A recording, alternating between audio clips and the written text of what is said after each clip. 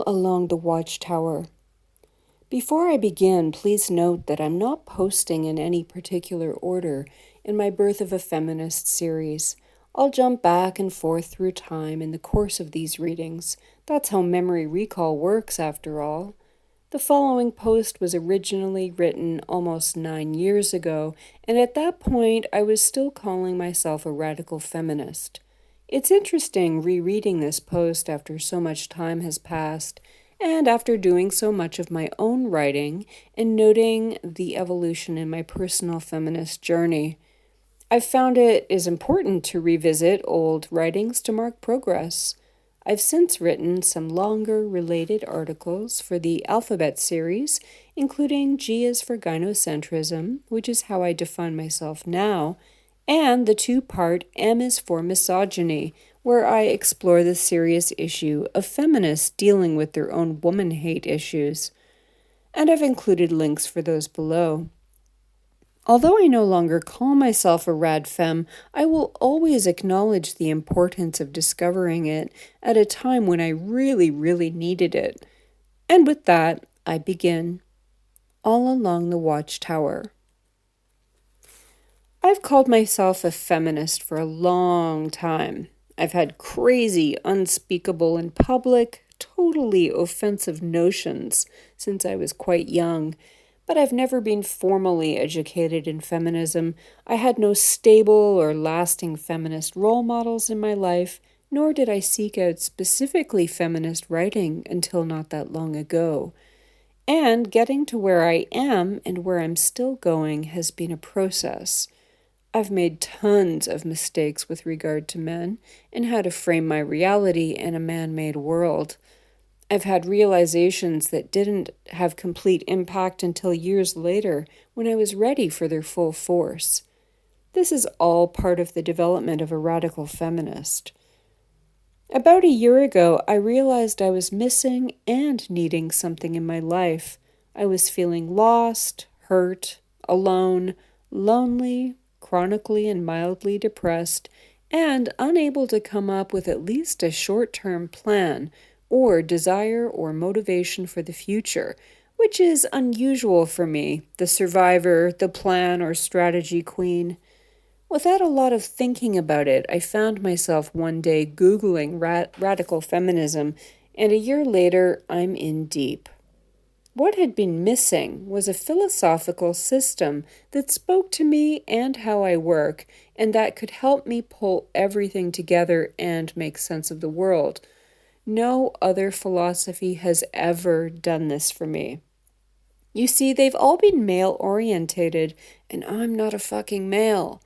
That initial internet search drove me directly to some of the most hardcore radical feminist blogs around or archived.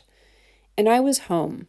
I lamented that had I been able to find such intelligent, outspoken, and honest women sooner, life would have looked quite a bit different.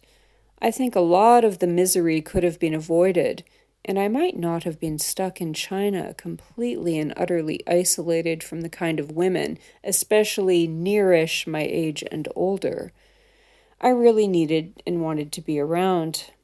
But better late than never? Well, yes, better late than never.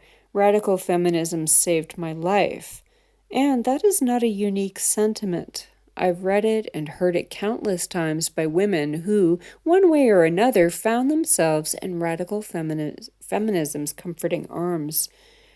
Radical feminism gives you a framework in which to understand why you feel so damned angry, why you don't fit in, and why the majority of people not only don't understand you, but often react violently to you when you state your opinions and experiences. As you're getting your footing among women who've been rad-femming for years, and finding out where you've gone right and wrong on your unaided journey prior to that, you encounter a lot of confusing stuff. Calling yourself a rad femme doesn't mean you're perfect. There is always room to grow, and that is a-okay. Growth comes from dialogue, sharing and learning from those more experienced than you, and with different takes on similar situations. But more troubling, and this is where things can be confusing for those entering the scene, are rad femmes who appear to hold all the basic tenets of radical feminism to be true, but who will engage in behaviors that contradict the main objective. And I've noticed two confusing and thought stopping behavior camps present in online interaction.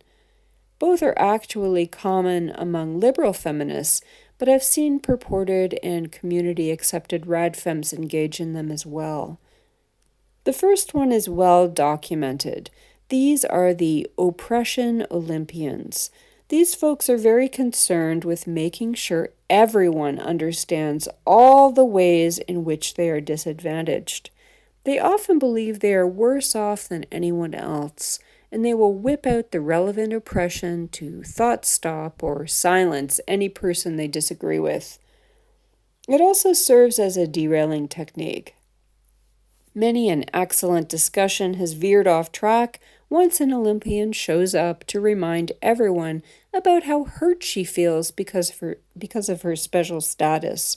This kind of posing is antithetical to radical feminism, as any rad femme worth her salt sees women as the primary focus of any rad femme discussion, movement, action, or protest.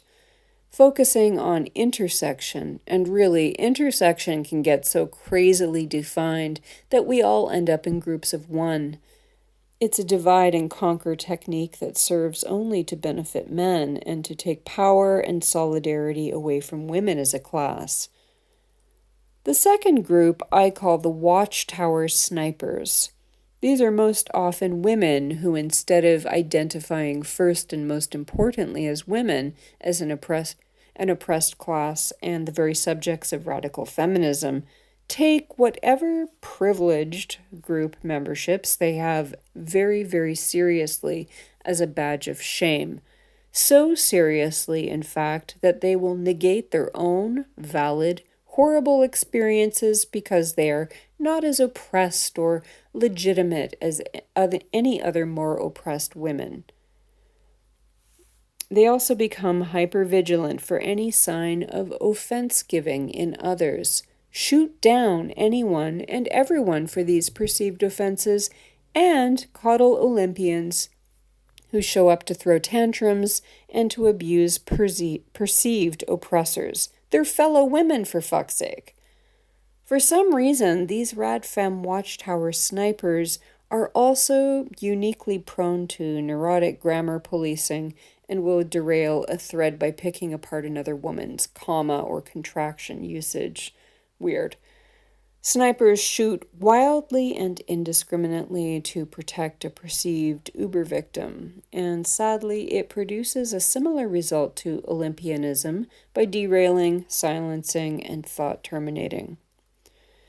The first blog I read from cover to cover, so to speak, which I won't name here as I won't shit on women who are for the most part doing important work and who have my utmost respect for speaking dangerous thoughts and moderating comments, was brilliantly written by a woman with deliciously what I call out there views.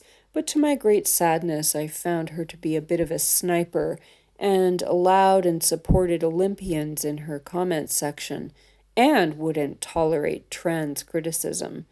It really confused me at the time as I quickly got up to speed on current feminist issues. She called herself a radical feminist, but failed on a few crucial points, I felt. Nevertheless, this blog was really very important to me. Women need to be able to criticize other women on important issues. Women are also allowed to feel and express their righteous anger. Nitpicking grammar, and I say this as an English instructor, is not a serious issue in feminism. Whether trans folk, like men, should be allowed to take over the few safe spaces we have left is. And if comments are allowed on blogs, well, of course, bloggers can have whatever policy they wish, but coddling trolls who are probably very damaged women in need of real help and support, not anonymous blog discourse, perhaps, and shooting supporters in the head, doesn't make for good female solidarity.